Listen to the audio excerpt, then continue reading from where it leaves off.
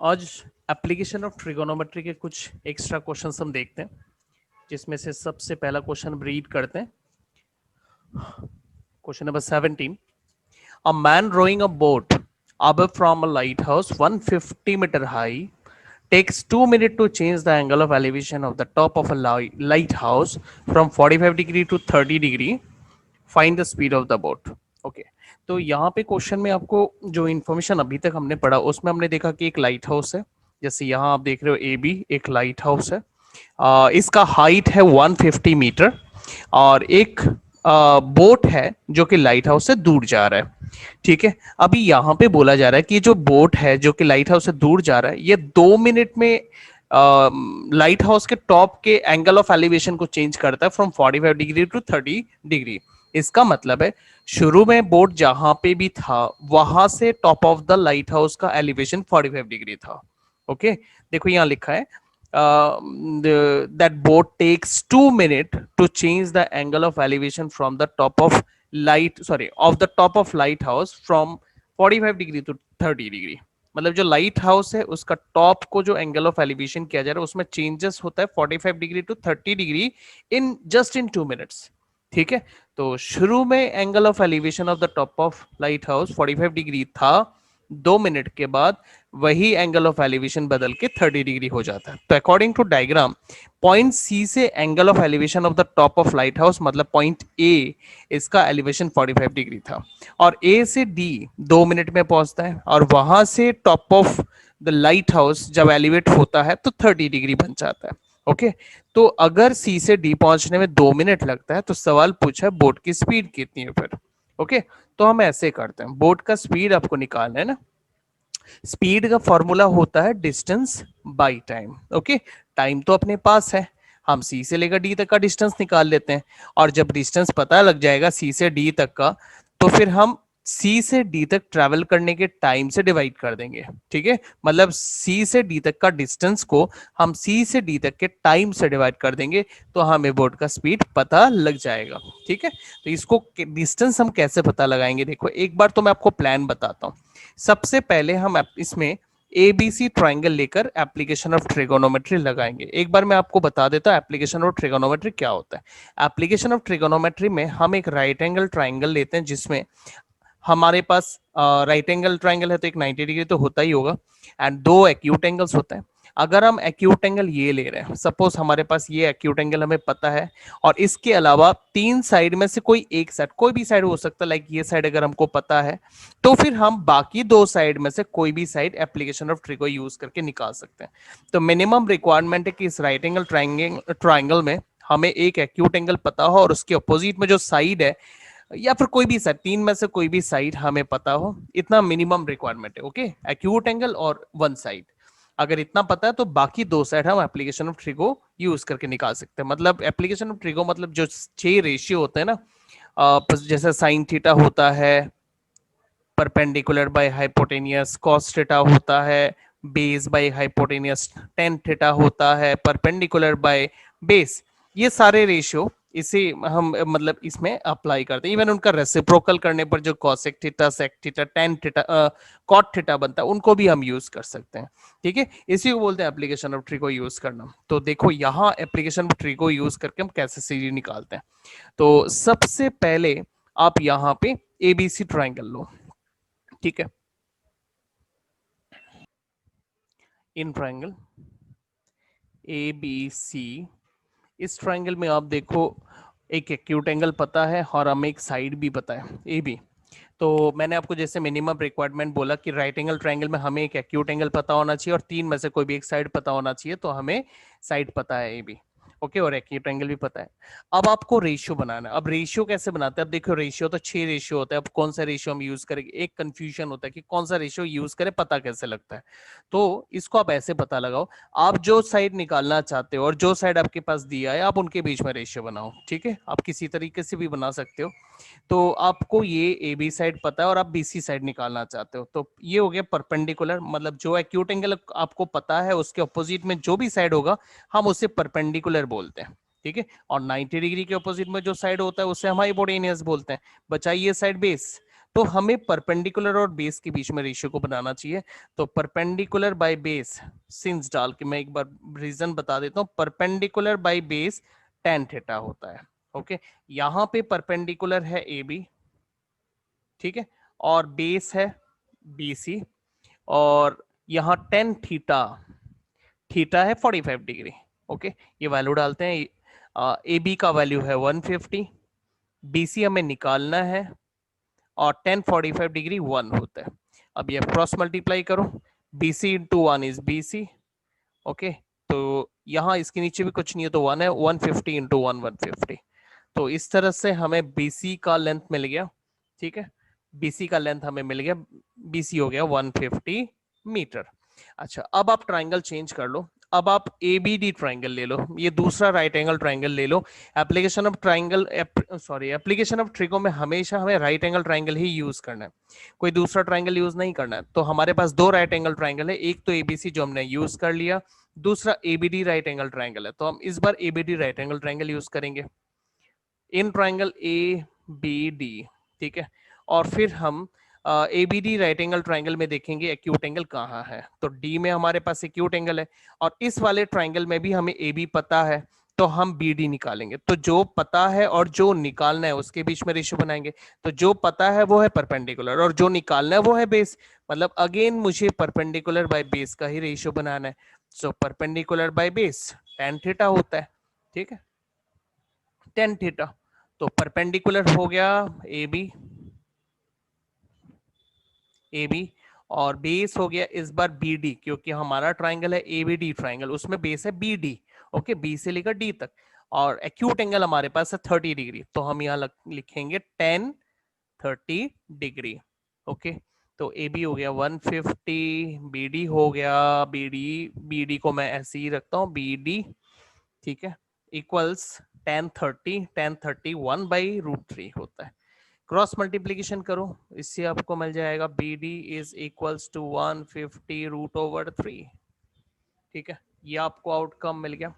अच्छा, अब आपको यहाँ निकालना है सी डी, सी से डी तक का डिस्टेंस निकालना है। याद है ना, हमारा सवाल था स्पीड ऑफ द बोट कितना है। स्पीड का फॉर्मूला मैंने आपको बताया था, स्पीड का फॉर्मूला होता है डिस्टेंस बाय टाइम। अब आपको टाइम सी से डी तक का पता है ना, इसलिए सी से डी तक का डिस्टेंस भी आप निकाल लो। तो देखो, सिंस सी डी जो है वो हम बी डी से अगर बीसी माइनस कर दे तो हमें सी डी मिलेगा, है ना। बी डी ये पूरा पार्ट माइनस बी सी करेंगे तो सी डी मिल जाएगा। तो हम यहां लिख देते हैं बी डी का लेंथ, बी डी हमने निकाला अभी जस्ट 150√3, और बीसी, बीसी हमने यहां निकाला हुआ है 150। ओके, अच्छा, अब 150 हम कॉमन ले लेते हैं, 150 कॉमन, √3 -1 यहाँ पे मीटर। तो ये मुझे सीडी का डिस्टेंस मिल गया। ठीक है, अब हम टाइम निकालते, स्पीड निकालते हैं। तो हमें यहाँ पर स्पीड का फॉर्मूला मैं यहाँ पर ऐसे भी लिख सकता हूँ, since speed is equal distance by time, implies that जो स्पीड है, speed of boat, speed of boat equals जो डिस्टेंस है C D divided by time. ठीक है, तो सी डी का डिस्टेंस हो गया 150 metre √3 -1। Okay, divided by how much, time, and time है सी से डी तक 2 मिनट। ठीक है, 2 मिनट। अच्छा, अब हमें स्पीड का यूनिट लिखना है। देखो, डिस्टेंस का जो यूनिट है ना, ध्यान से समझना, स्पीड का यूनिट बहुत सारा होता है, जैसे आप किलोमीटर पर आवर लिखते हो, मीटर पर सेकेंड लिखते हो, उसके बाद मीटर पर मिनट लिखते हो। ठीक है, बहुत कुछ होता है स्पीड का यूनिट। अब इस केस में हम क्या लिखेंगे, देखो, डिस्टेंस जो है ना हमारे पास यहाँ पर जो यूनिट है उसका मीटर है, और जो टाइम का यूनिट है वो है मिनट, इसलिए हम मीटर पर मिनट वाला यूनिट यूज करेंगे। ठीक है, तो यहां पर आप कैंसलेशन करो, 2 से 150 75 आ रहा है, तो हम लिखेंगे 75 और फिर √3। अच्छा, एक और बात, हमें क्वेश्चन में यहां देखो, आप क्वेश्चन में हमें स्पेसिफाई किया कि यूज √3 इक्वल्स 1.732, तो आप यहां पर उस वैल्यू को यहां डाल दो 1.732 माइनस 1 है यहाँ पर, √3 -1, तो 1 डाल दो। माइनस करते हैं इसे, 75 एंड माइनस करने पर आपको मिलेगा 0.732 और यूनिट तो हम लिखेंगे मीटर पर मिनट। ठीक है, मीटर पर मिनट। अच्छा, अब हम इसे मल्टीप्लाई कर लेते हैं एक बार। मल्टीप्लाई करने पर कितना आता है?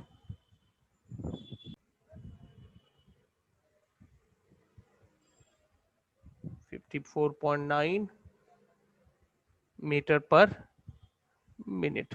तो ये निकल गया स्पीड ऑफ द बोट। ठीक है, तो बहुत इजी सम था, नोट डाउन कर लो आप। चलो नेक्स्ट क्वेश्चन देखते हैं।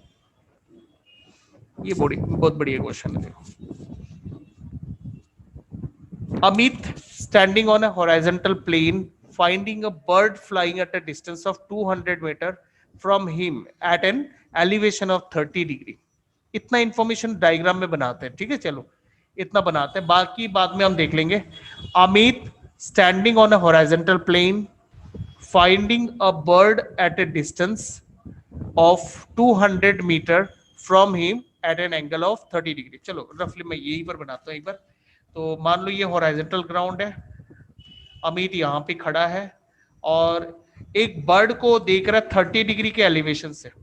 तो 30 डिग्री के एलिवेशन से वो एक बर्ड को दिख रहा है, मान लो यहाँ पर है, और बर्ड जो यहाँ पर उड़ रहा है ना, वो अमित से 200 मीटर की दूरी पर है। बर्ड अमित से 200 मीटर की दूरी पर है। अमित इधर है, बर्ड इधर है, दोनों के बीच में 200 मीटर का डिस्टेंस है। ओके, तो मैं यहां पर एक परपेंडिकुलर लाइन बना देता हूं। ठीक है, तो बन गया ये ट्राइंगल। तो हमें एंगल ऑफ एलिवेशन पता है, हाइपोटेनियस पता है, और ये हो जाएगा परपेंडिकुलर। ठीक है, और ये हो जाएगा बेस। अच्छा चलो अब आगे देखते हैं, आगे क्या है। Deepak standing on the roof of a 50 metre high building. Deepak कहां खड़ा है? अमित तो हॉरिजॉन्टल ग्राउंड पे खड़ा था, standing on a horizontal plane, और दीपक कहां खड़ा है? Deepak on the roof of a 50 metre high building, वो बिल्डिंग के ऊपर खड़ा है। ठीक है, finds the angle of elevation of the same bird to be 45 degree. तो यहां पर वो एक 50 मीटर हाई बिल्डिंग के ऊपर खड़ा है। ठीक है, ये मान लो 50 मीटर का बिल्डिंग है, दीपक इसके ऊपर यहां खड़ा है। जहां खड़ा है वहां से आपको हॉरिजॉन्टल लाइन बनाना पड़ेगा, क्योंकि मैंने आपको बोला है ना, एलिवेशन मतलब एंगल अबव हॉराइजन।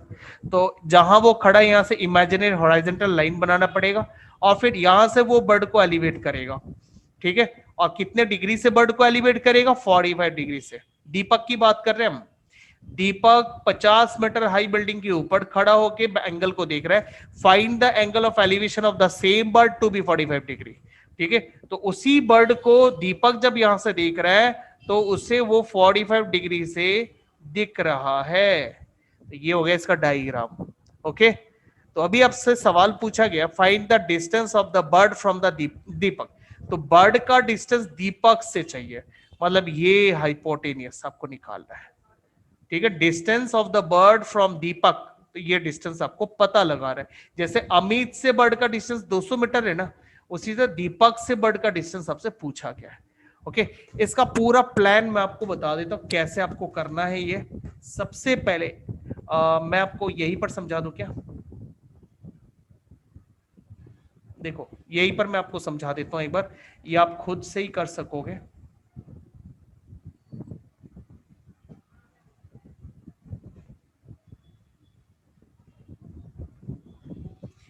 ओके, आपको सबसे पहले यहां पर एसी निकालना है। बीसी का कोई काम नहीं है इसमें, हाँ, बीसी का कोई फंक्शन नहीं है। अब सबसे पहले एसी निकालो। तो आप क्या करोगे, जो साइड निकालना चाहते हो और जो साइड दिया है उसके बीच में रेशियो बनाओगे, है ना। तो एसी क्या है, परपेंडिकुलर है ना बेस है? बताओ। परपेंडिकुलर।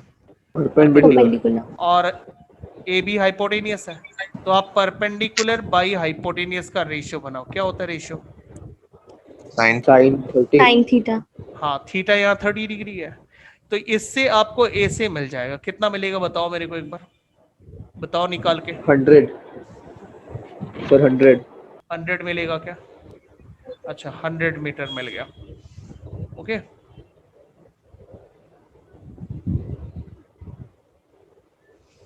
उसके बाद एफ से लेकर, देखो ए सी आपको 100 मिला है, एफ से लेकर सी तक तो 50 है नहीं, ये एक रेक्टेंगल है ना ये वाला, तो रेक्टेंगल में ऑपोजिट साइड सेम होता है, तो ये बिल्डिंग का हाइट 50 मीटर है, तो एफ से लेकर सी भी 50 मीटर होगा, है ना, सही है ना।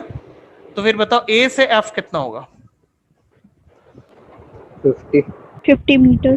क्योंकि पूरा ए सी हमने निकाला है 100 मीटर, और ये इस रेक्टेंगल को यूज करो जिसमें इस साइड राइट साइड में बिल्डिंग का हाइट है 50, तो लेफ्ट साइड में एफ सी भी 50 होगा, तो अगर पूरा ए सी 100 है तो ए से एफ भी 50 मीटर होगा, है ना। ये हमने कैसे निकाला, ए सी माइनस एफ सी करके 50 मीटर। अच्छा अब आप ए एफ ई ट्राइंगल ले लो, आपको ए एफ पता है 50 मीटर और आप हाइपोटेनियस निकालना चाहते हो, फिर से कौन सा रेशियो आ जाएगा, ए एफ पता है, ए ई निकालना है, कौन सा रेशियो, Sin Sin 45. 45. तो परपेंडिकुलर बाय हाइपोटेनियस साइन 45, उसको कर लो, आपको ये ए ई मिल जाएगा, मतलब दीपक से बर्ड का डिस्टेंस आपको पता लग जाएगा, इजी है।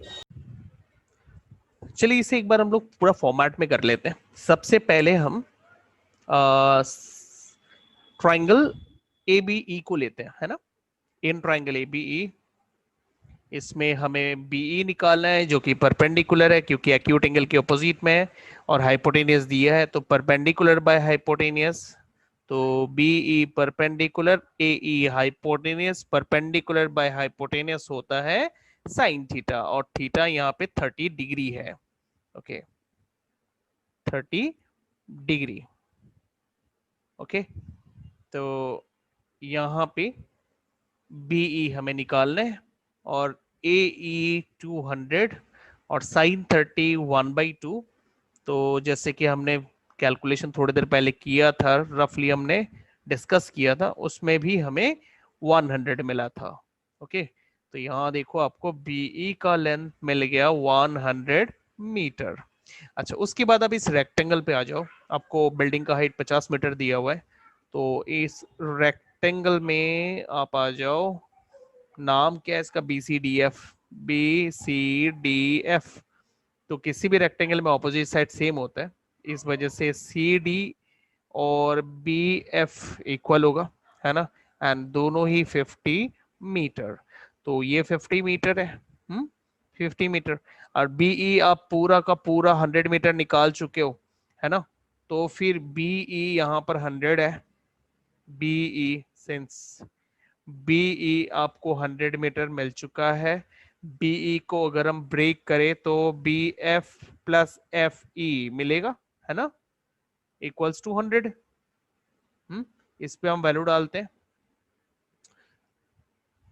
तो बी एफ 50 मीटर है, तो 50 प्लस एफ ई इक्वल्स 100, 50 को आप राइट साइड ले जाओ और कैलकुलेट करो, तो एफ ई इक्वल्स 100 माइनस 50, सो 100 माइनस 50 आपको मिलेगा 50 मीटर, तो एफ ई आपको 50 मीटर मिल गया, ठीक है 50 metre.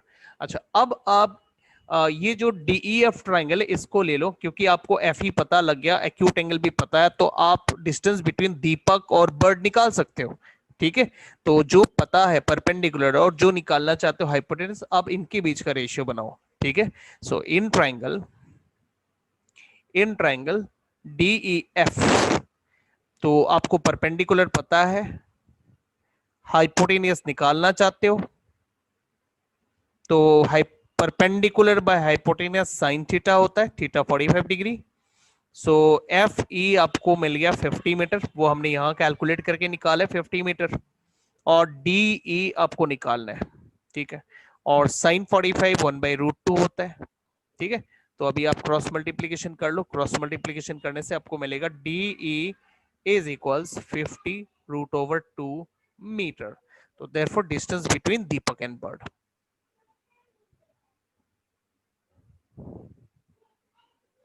between Deepak, sorry,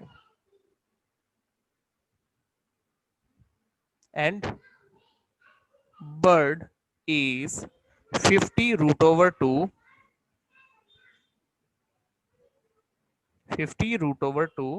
meter, तो ये रिजल्ट आ गया। ओके,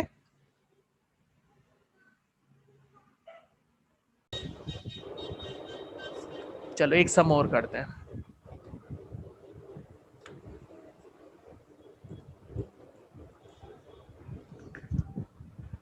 एक बार डायग्राम बना हुआ है तो मैं डायग्राम के साथ ही ले लेता हूं।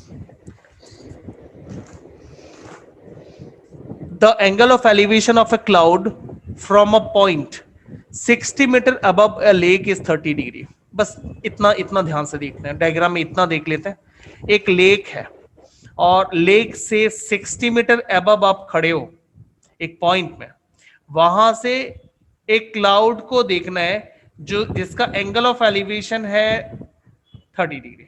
मतलब आप लेक से 30 मीटर के ऊपर खड़े होकर आप एक क्लाउड को ऑब्जर्व कर रहे हो, उसका एंगल ऑफ एलिवेशन आपको 30 डिग्री मिल रहा है। तो मान लो यहां पे बी एफ ये लेक है, ठीक है।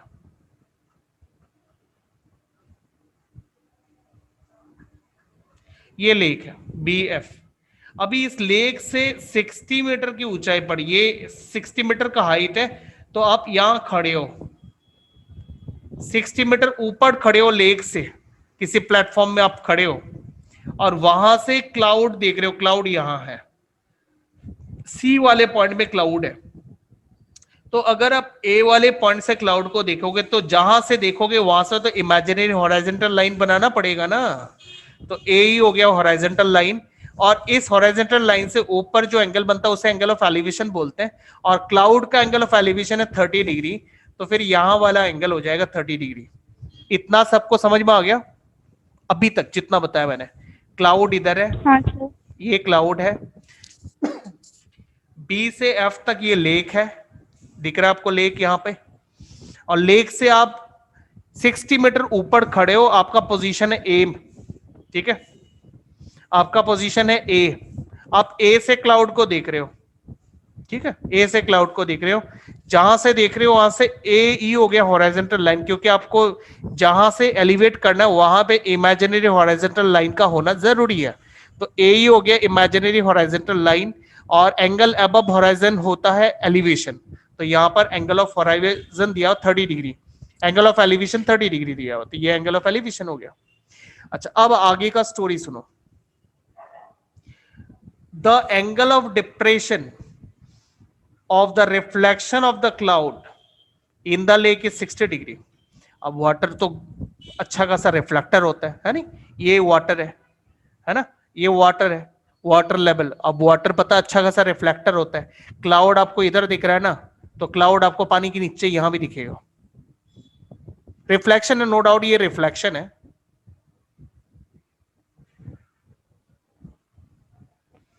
ठीक है, ये रिफ्लेक्शन है आपका उसी क्लाउड का।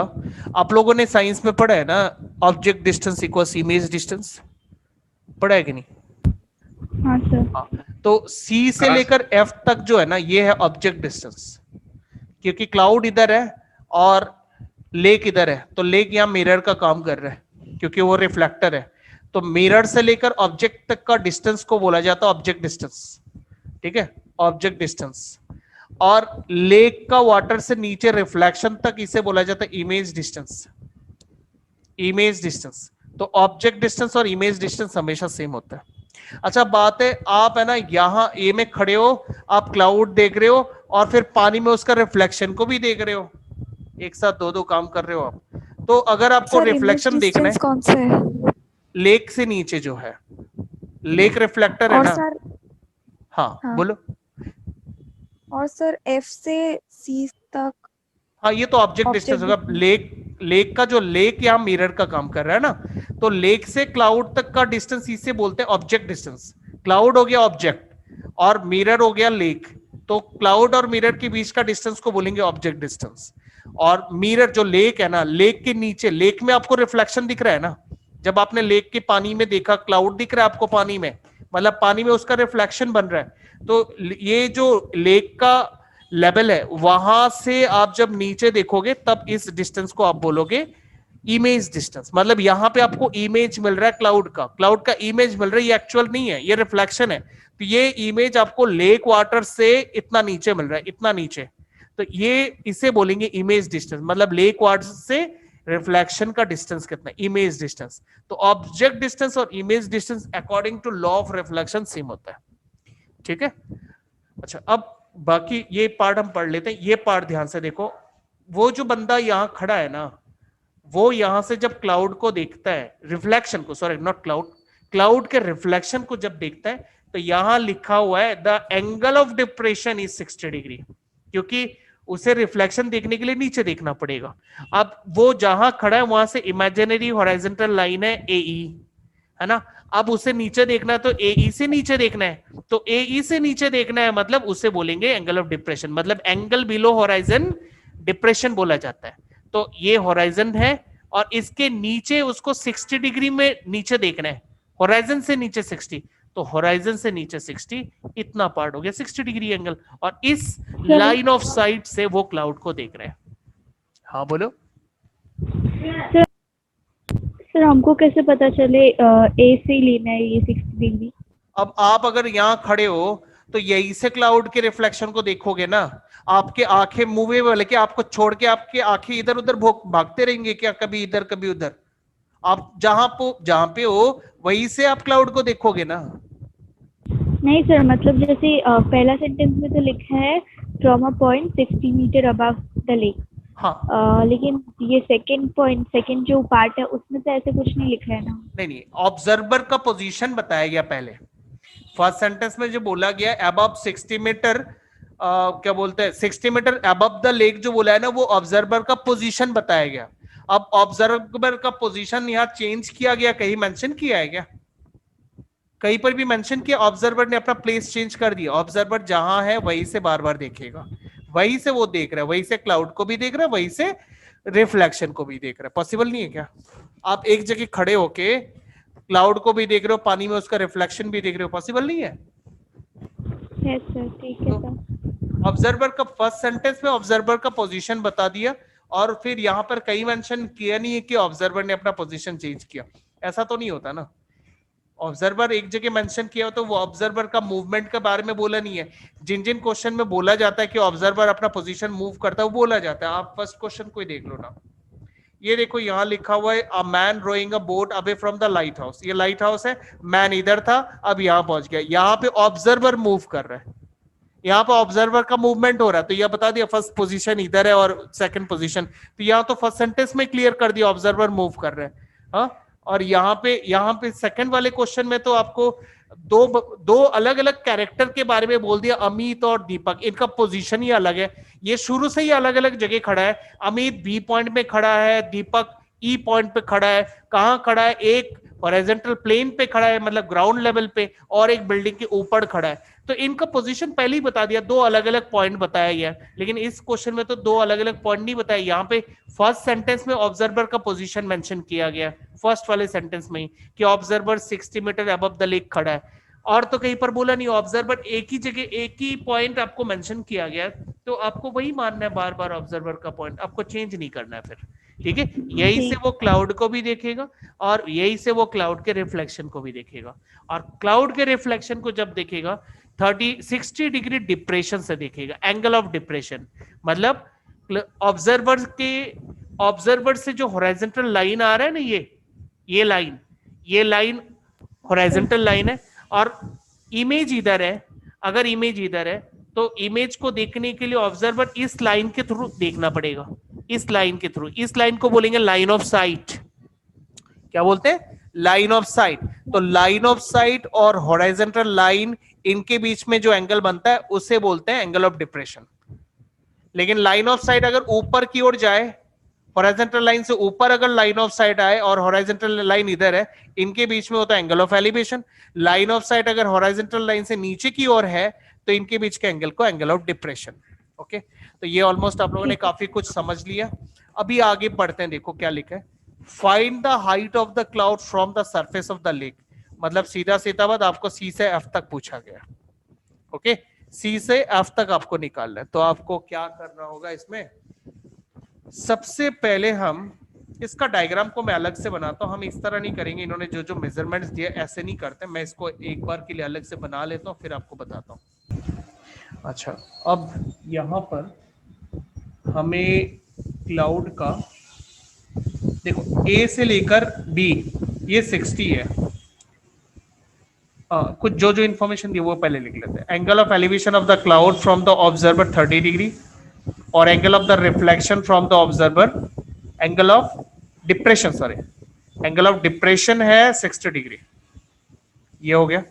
अच्छा हमें सवाल पूछा है क्लाउड का हाइट वो लेक से कितना है, एक बार ये चेक कर लेते हैं। Find the height of the cloud from the surface of the lake. तो सरफेस ऑफ द लेक है बी एफ है ना, लेक यहां से क्लाउड का जो हाइट है वो कितना है। तो हम एक काम करते हैं, ये जो रेक्टेंगल आप देख रहे हो ए बी एफ ई, ये जो रेक्टेंगल है इस रेक्टेंगल में ऑपोजिट साइड सेम, तो ये 60 हो गया। अच्छा आप ई से लेकर सी तक के हाइट को एच ले लो, ठीक है एच ले लो, और फिर आप इस ट्राइंगल में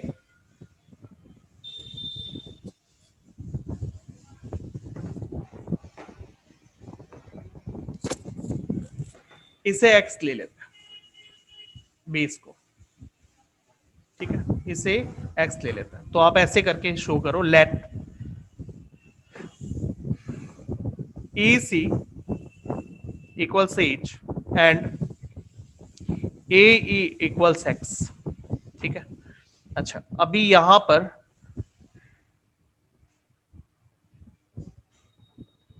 ये जो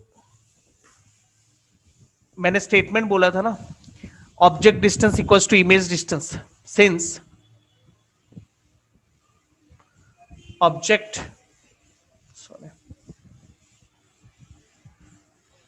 डिस्टेंस इक्वल्स इमेज डिस्टेंस, ये बोला था ना मैंने आपको। तो ऑब्जेक्ट डिस्टेंस कितना है, क्लाउड का डिस्टेंस लेक से है सी एफ और इमेज डिस्टेंस है लेक से डी तक।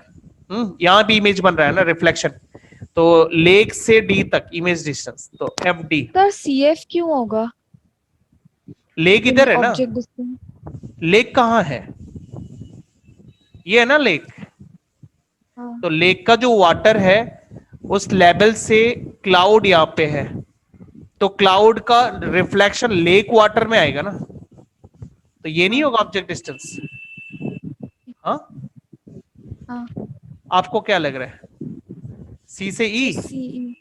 हाँ, ई में तो कुछ भी नहीं है, ई तो जो ऑब्जर्वर यहाँ खड़ा है ना वहां से एक इमेजिनरी हॉरिजॉन्टल लाइन है, यहाँ तो रिफ्लेक्टर नहीं है ना, रिफ्लेक्शन तो वाटर में हो रहा है ना, जो लेक का जो वाटर है उस पे रिफ्लेक्शन हो रहा है, तो फिर क्लाउड का रिफ्लेक्शन लेक वाटर में आएगा, लेक वाटर है बी एफ में, वहां पे रिफ्लेक्शन आएगा और उस लेक वाटर से नीचे आपको क्लाउड दिखाई देगा, तो इतना पार्ट हो जाएगा इमेज डिस्टेंस और ये जो पार्ट है ये पार्ट हो जाएगा ऑब्जेक्ट डिस्टेंस। अभी क्लियर?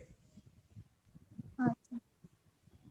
तो सी एफ का लेंथ कितना है देखो, सी एफ हो गया h प्लस 60 है ना, h प्लस 60, तो इसका मतलब है एफ डी भी उतना ही हो गया, therefore F D is equals to h plus 60। Unit अब डालोगे मीटर, तो ये पार्ट मैं लिख देता हूं यहां पर h प्लस 60। ध्यान से समझना, एक बार अच्छी तरह से समझ जाओगे ना तो ये क्वेश्चन हार्ड नहीं लगेगा, इजी लगेगा। थोड़ा सर ये लंबा जा रहा 60 क्यों था? है। हाँ जी बोलो। सर ए बी 60 दिया हुआ है क्या? लेक से ऑब्जर्वर कितने मीटर ऊपर खड़ा था? अच्छा हाँ सर, हाँ 60 दिया हुआ था। The angle of elevation of the cloud from a point 60 metre above the lake, ये लिखा था ना, तो लेक से 60 मीटर ऊपर ऑब्जर्वर खड़ा था, इसीलिए 60 दिया था। अच्छा उसके बाद यहाँ पे हाँ एक चीज इसमें ये बता दो, in rectangle A B F E, A B equals F E equals to 60 metre, ये बता दो, ठीक है। और उसके बाद आप AEC ट्राइंगल ले लो और उसमें एप्लीकेशन ऑफ ट्री को करो। AEC ट्राइंगल देखो परपेंडिकुलर हो गया H, बेस हो गया X, तो हम इसमें H/X करेंगे तो हमें क्या मिलेगा 1030 डिग्री, सही है ना। Perpendicular by base tan theta होता है, तो परपेंडिकुलर हो गया H, बेस हो गया X, तो H/X equals 1030 degree. Implies that H/X equals 1030, 1030 होता है 1/√3, क्रॉस मल्टीप्लाई करोगे तो आपको X का वैल्यू मिलेगा √3H। इसे आप इक्वेशन 1 लेके छोड़ दो। अच्छा, अब उसके बाद आप दूसरा राइट एंगल ट्राइंगल ले लो AED, ठीक है। तो हम AED ट्राइंगल लेते हैं। इन ट्राइंगल AED, ध्यान से देखना AED ट्राइंगल को, हाँ AED, तो एंगल इधर है, एंगल के ऑपोजिट साइड हो गया ED। ध्यान से देखो, जो एक्यूट एंगल है ना राइट एंगल ट्राइंगल में, जो एक्यूट एंगल है उसके ऑपोजिट में जो साइड है ED, तो ED को क्या बोलेंगे हम, बताओ। परपेंडिकुलर। हाँ, और राइट एंगल इधर है ना राइट एंगल, तो इसके ऑपोजिट में AD हो गया हाइपोटेनियस, तो AE बच गया, तो AE को बोलेंगे हम बेस। क्योंकि मैंने आप लोग को पहले ही बोला था, दिया याद करो, मैंने बोला था कि जब आप कोई राइट एंगल ट्राइंगल लेते हो और उसमें अगर आप एक्यूट एंगल इधर लेते हो तो ठीक इसके ऑपोजिट में परपेंडिकुलर होगा, 90 डिग्री के ऑपोजिट में हाइपोटेनियस होगा, थर्ड बचा ये तो उसे बेस बोलेंगे। ठीक वही चीज इसमें यूज किया। तो ये जो AED ट्राइंगल है इसमें एक्यूट एंगल 60 डिग्री यहाँ है, तो इसलिए एक्यूट एंगल के ऑपोजिट में जो साइड है ना E से लेकर D तक, इसे हम परपेंडिकुलर बोलेंगे, और 90 डिग्री यहां पर है, आप देख रहे हो इसके ऑपोजिट में जो साइड है ये हाइपोटेनियस और ये बेस, ठीक है। तो उस हिसाब से हम इसमें यूज करेंगे। ओके, तो AED ट्राइंगल हम लेते हैं, इसमें AD हो जाएगा परपेंडिकुलर, ठीक है, और AE हो जाएगा बेस, तो परपेंडिकुलर बाय बेस करेंगे, मतलब tan थीटा, थीटा यहाँ पे 60 डिग्री है, तो परपेंडिकुलर हो गया ED, ध्यान रखो ED परपेंडिकुलर हो गया, और बेस हो गया AE,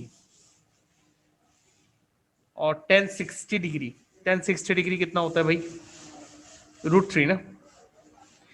अच्छा, अब देखो ED का लेंथ कितना, ED का लेंथ कितना, E से लेकर D तक कितना, बताओ। 120 प्लस H। हाँ, H plus 120. E से F 60 और F से D तो H plus 60, तो H plus 60 plus 60 H plus 120, ठीक है। अच्छा, और AE का लेंथ X है, तो उसे हम यहां लगा देते हैं, और यहां है √3, ठीक है। सर हमने x का वैल्यू √3 पे h निकाला। वो सब्स्टिट्यूट कर देते हैं, ठीक है। H plus 120 बाई X का वैल्यू हो गया √3H इक्वल्स √3, ओके। अच्छा, अब आप क्रॉस मल्टीप्लीकेशन करो, H, हाँ ये कहां से लिया सोर्स बता दो, फ्रॉम 1, ठीक है। इसे आप इधर मल्टीप्लाई कर लो, H plus 120 इक्वल्स 3H, इस H को आप उधर ले जाओ, माइनस करो, 120 equals 3H minus H is 2H, 2 से 120 को डिवाइड कर दो तो आपको यहाँ पर H का वैल्यू मिल जाएगा 60, ठीक है। मेरे ख्याल से काफी है, सम ऑलमोस्ट हो गया, क्योंकि आपको सवाल पूछा गया था find the height of the cloud from the surface of the lake, ये आपका सवाल है, find the height of the cloud from the surface of the lake. Surface of the lake है BF और क्लाउड है इधर, तो हाइट ऑफ द क्लाउड पूछा है, तो क्लाउड से F तक, C से F तक, तो C से F तक हमने ये देखो, आप डायग्राम देखो, C से F तक निकालना है ना, तो पहले C से E देखो, H जो हमने अभी अभी निकाला है 60 है ना, और E से F वो भी 60 है, तो हाइट ऑफ द क्लाउड हो गया 120, तो therefore height of the cloud from the lake is 60 plus 60 h plus this, ठीक है ना, तो हो गया 120 मीटर। समझ गए आप लोग? Yes sir. हाँ सर। ओके, आप ये पूरा सम एक साथ देख सकते हो ये, ठीक है। तो सबसे पहले हमने देखो, डायग्राम समझना सबसे जरूरी चीज है, डायग्राम को समझना जरूरी है। तो आपको याद रखना पड़ेगा, लेक से 60 मीटर की ऊंचाई पर ऑब्जर्वर खड़ा है, पॉइंट ए। ये ए ई हो गया हॉरिजॉन्टल लाइन, जो ऑब्जर्वर से आपको बनाना ही पड़ेगा। ऑब्जर्वर जहां से ऑब्जर्व करेगा वहां से इमेजिनरी हॉरिजॉन्टल लाइन बनाना पड़ेगा। हमने उसे एक्स ले लिया था। आपका सवाल है क्लाउड का हाइट लेक से कितना है, मतलब सी से एफ तक, ये आपको खुद निकालना है। अच्छा, जिसमें से ए बी आपको पता है 60, तो एफ ई भी 60 हो जाएगा, ये तो पता है आपको। सिर्फ सी से लेकर ई तक पता ना, इसलिए सी से ई तक हमने एच एज्यूम कर लिया, क्योंकि इतना पार्ट तो पता ही है। तो सिर्फ एच निकल जाएगा, तो एच का हम 60 के साथ ऐड कर लेंगे तो total height of the cloud मिल ही जाएगा। हमने यहाँ पे दो ट्राइंगल सेलेक्ट किया ट्रिकोनोमेट्री के लिए। एक हो गया ए सी ई ट्राइंगल, जिसमें हमने एच और एक्स में रिलेशन फॉर्म किया, है ना। ये हमने रिलेशन फॉर्म किया एक्स और एच के बीच में। और फिर हमने दूसरा ट्राइंगल यूज किया ए ई डी, इस ट्राइंगल को यूज किया, तो इसमें फिर हमने इस रिलेशन को यूज कर दिया, उससे हमें एच का वैल्यू मिल गया। और फिर एच और ये 60 दोनों पोर्शन ऐड करके हमें क्लाउड का हाइट मिल गया। ओके, अच्छा सर ये सब आरडी का सम्स है। हाँ, ये सब आरडी का सम्स है।